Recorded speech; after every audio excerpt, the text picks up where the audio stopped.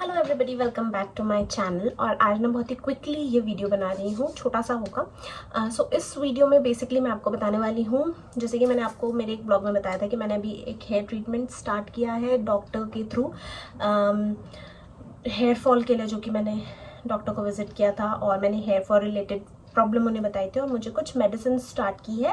But उस blog में मैंने उसके बारे में इसलिए नहीं बताया क्योंकि मुझे तब आई थिंक 1 वीक हुए थे उन मेडिसिन को यूज़ करते करते, तो मुझे एक्चुअली प्रॉपर अच्छे से देखना था कि वो कैसी वर्क कर रही हैं कैसी नहीं, फिर ही मैं आप लोगों को सजेस्ट करती।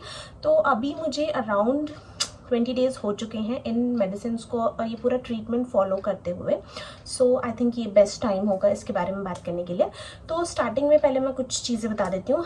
Like 1 year back, almost 1 year back मैंने हेयर स्मूथनिंग कराई थी मेरी डिलीवरी के अराउंड 5 मंथ के बाद में। एंड हेयर स्मूथनिंग कराने के बाद में मुझे मेरे हेयर बहुत अच्छे लगे, मुझे कोई हेयर फॉल नहीं हुआ। बट आफ्टर 6 मंथ मेरे हेयर फॉल स्टार्ट हो गए। उसका रीज़न मुझे नहीं पता स्मूथनिंग थी कि नहीं थी। मुझे ऐसा लगता है मेरे पोस्टमार्टम हेयर फॉल थे जो आफ्टर डिलीवरी हेयर फॉल होते हैं वो थे, क्योंकि मैंने ये डॉक्टर से भी डिस्कस किया था कि क्या स्मूथनिंग कराने के 6 मंथ के बाद में स्मूथनिंग की वजह से हेयर फॉल हो सकते हैं। तो डॉक्टर के अकॉर्डिंग तो पहले चीज़ स्मूथनिंग नहीं करानी चाहिए, बट उन्होंने मुझे ये भी बोला कि ये हेयर फॉल जो आपको हुआ ये स्मूथनिंग की वजह से नहीं होगा, क्योंकि अगर स्मूथनिंग की वजह से हेयर फॉल होना होता तो वो इमीडिएटली आफ्टर जब मैंने स्मूथनिंग करवाई थी ना उसके बाद ही आपके हेयर फॉल स्टार्ट हो जाने थे। लेकिन स्मूथनिंग कराने के बाद में लिटरली मेरे हेयर फॉल बिल्कुल नहीं होते थे। सो ये चीज़ मुझे क्लियर हो गई कि मुझे ये कुछ दूसरे रीज़न से हेयर फॉल स्टार्ट हुआ। फिर उन्होंने मशीन से चेक किया तो उन्हें ये दिखा कि मेरे स्काल्प में डैंड्रफ है जो कि अंदर की तरफ है। लाइक अभी वो ऊपर नहीं आए हैं, जैसे बहुत से लोगों के क्या पूरे सरफेस पे बहुत सारा डैंड्रफ होता है जो गिरता है झड़ झड़ के। मेरा वैसा नहीं है, मेरा थोड़ा सा इंटीरियर चिपका वाला ज़िद्दी डैंड्रफ है जो कि 4-5 दिन में ऊपर आता है। तो फर्स्ट रीज़न था मेरा डैंड्रफ हेयर फॉल का। सेकंड, मेरे फॉलिकल्स जो थे वो बहुत ज़्यादा वीक हैं, जो बालों की जड़ है वो बहुत ज़्यादा वीक है। सो उसके लिए मेरी कुछ मेडिसिन उन्होंने 1 मंथ के लिए मुझे प्रिस्क्राइब की। मैं जो दिखा रही हूँ वो खुद मत यूज़ करने लगना। वैसे आई डोंट थिंक इसमें कुछ चीज़ें मैं बताऊंगी, खैर अभी पूरा बताती हूँ। पहली चीज़ जो मुझे उन्होंने डेली मुझे एक मेडिसिन खाने को दी है जो कि है ये। सो ये है बायोटिन की आयरन विटामिन मिनरल सारी चीज़ों की ये टैबलेट है जो कि मुझे डेली एक खानी होती है। देन उसके बाद में उन्होंने मुझे ये एक हेयर सीरम लिखा है जो कि मुझे वीक में 3-4 टाइम्स रात में सोने से पहले लगाना होता है। काफ़ी महंगा है ये हेयर सीरम, 60 ml सिर्फ 1000 रुपये समथिंग का है। सो 60 ml ही है ना ये, हाँ 30 ml है 750 रुपीज़ का, तो बहुत ही महंगा है। और बट हाँ इसके रिजल्ट्स बहुत अच्छे हैं। एक्चुअली मैंने ये डॉक्टर ने जब मुझे लिख दिया था, मतलब प्रिस्क्राइब कर दिया था, उसके बाद में ख़रीदने से पहले मैंने इसके बारे में नेट पे सर्च किया था, तो काफ़ी अच्छे रिव्यूज़ हैं इसके। ये आप देखेंगे तो नाम देख लो, खुद से मंगा लेना अगर मंगाना होगा तो। ये आप फिर भी ट्राई कर सकते हो, मेडिसिन मत करना। इसके एक्चुअली बहुत अच्छे रिव्यूज़ थे, लोगों ने बहुत अच्छे रिव्यूज़ दिए थे कि हाँ इसको यूज़ करने के बाद में उनके हेयर फॉल रुक गए।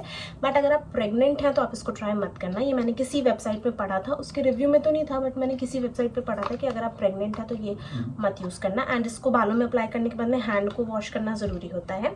सो ये सीरम मैं यूज़ कर रही हूँ अभी। स्काल्प में लगाना होता है डेली नहीं, वीक में 3 to 4 टाइम्स रात में सोने से पहले थोड़ा थोड़ा स्काल्प में लगा के मसाज करके और फिर सो जाने का। एंड मुझे डॉक्टर ने बोला है ये जो शैम्पू आपको दिख रहा है ये मैंने एक्चुअली 2 मंगवाए थे, तो एक वॉशरूम में है, एक ये न्यू पड़ा हुआ है।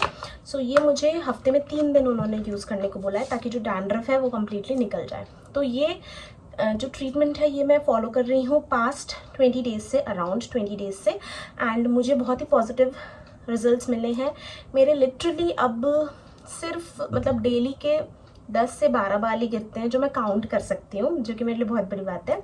नहीं तो पहले मेरे बहुत हेयर फॉल हो रहे थे, तो 10-12 बाल इज़ लाइक वेरी नॉर्मल और बहुत ही सही है। एंड बस मैं सोच रही हूँ ये ट्रीटमेंट को 2 महीने के आसपास कंटिन्यू करती हूँ, फिर उसके बाद मैं फिर से हेयर स्मूथनिंग करवा लूँगी। अभी तो फ़िलहाल मेरे हेयर फिर भी सही लगते हैं, लगता है कि कुछ ट्रीटमेंट कराया है, ऑल्दो 1 ईयर हो गए हैं। लेकिन ये जो आप अगर सामने से देखेंगे ना ये बेबी हेयर अब तो फिर भी थोड़े से ठीक हो गए हैं। जब ये उगना स्टार्ट हुए थे तब तो बहुत ही बुरे लगते थे। मैंने मेरे हर ब्लॉग में कंप्लेन किया है आप लोगों को कि मैं कितनी परेशान हो गई हूँ, बट अब फिर भी थोड़े बढ़ गए हैं ना, तो ठीक लग रहे हैं। सो फिर करवाऊँगी हेयर स्मूथनिंग मेरी ये जो पूरी ट्रीटमेंट है, हेयर ट्रीटमेंट, इसको अराउंड 2 मंथ्स हो जाए उसके बाद में। सो ये था मेरा जो मेरा ट्रीटमेंट अभी चल रहा है उसके बारे में। बट मैंने सारी चीज़ें आप लोगों को बताई, लेकिन मैं आपको यही सजेस्ट करूँगी कि एक बार अगर आपको बहुत हेयर फॉल हो रहा है तो आप भी डॉक्टर को विजिट कर लो। देखो मैं एक बात बोलूँ, ये ट्रीटमेंट्स महंगे तो होते हैं यार, ये बिल्कुल सस्ते तो नहीं होते आपके, मतलब एक बार की मेडिसिन ही चली जाती है, मतलब ये सीरम और सब कुछ मिला के 3-4 हज़ार के आसपास आराम से चला जाता है।